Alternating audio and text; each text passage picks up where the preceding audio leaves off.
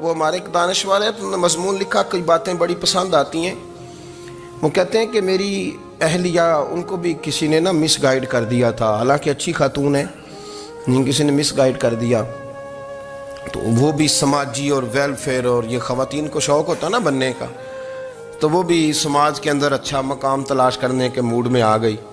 تو کہیں ایک دن جانا تھا تو بڑی بن سنور کے میرے ساتھ وہ گاڑی میں بیٹھ گئی۔ تو میں گاڑی میں، عورتوں کو یہ بھی مسئلہ ہوتا ہے نا کہ ہماری تعریف کرو، تو کئی دفعہ بعد مردوں بیچاروں کو جھوٹ بولنا پڑتا ہے، تو زبردستی کراتی ہیں نا جی۔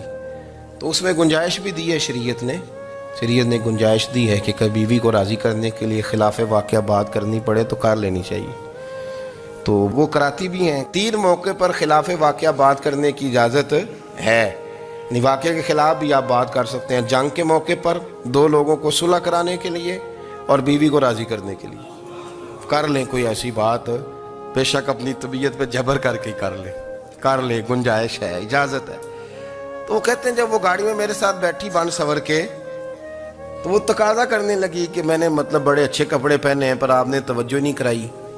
وہ سیاںا بندہ تھا، وہ چاہ رہا تھا کہ میری خاتون سمجھ جائیں۔ وہ کہتے ہیں مجھے پتہ تھا کہ بیچاری مس گائیڈ ہو گئی ہے، دل کی بڑی اچھی ہے، سیاਣੀ ہے، لیکن اس کو نا کچھ خواتین نے، کچھ لوگوں نے مل کے اس کو ذہن غلط کر دیا ہے کہ سماج میں نکلو، باہر جاؤ، کام کرو، فلاں کرو، اپنی مرضی سے جیو۔ تو میرے ساتھ گاڑی میں بیٹھی کہیں جانے کے لیے، تو مجھ سے کہنے لگی کہ آپ نے میری طرف توجہ ہی نہیں کی، آپ نے کوئی ذکر ہی نہیں کیا کہ میں کیسی لگ رہی ہوں۔ تو وہ کہتے ہیں میں نے اسے کہا کہ اگر تو ناراض نہ ہو تو پھر میں صحیح والی تعریف کر دوں۔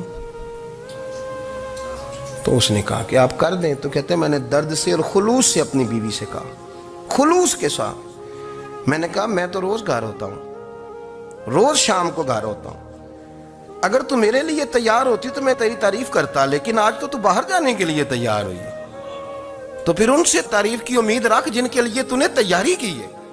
میرے لیے تیاری کرتی تو میں تو ہر شام تیرے پاس ہوتا ہوں۔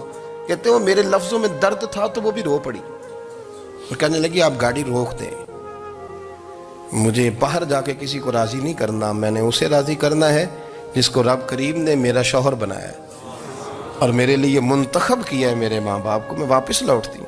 یہ ایک پہلو ہے سلگتا ہوا، اس کو سمجھا جائے۔ عورت کو ویسے بھی قابو کرنا بڑا آسان ہوتا ہے۔ اعلیٰ حضرت بریلوی رحمۃ اللہ علیہ فرماتے ہیں بیٹیاں نازک شیشیاں ہوتی ہیں، ان کو تو ذرا سی چوٹ لگے تو ٹوٹ جاتی ہیں۔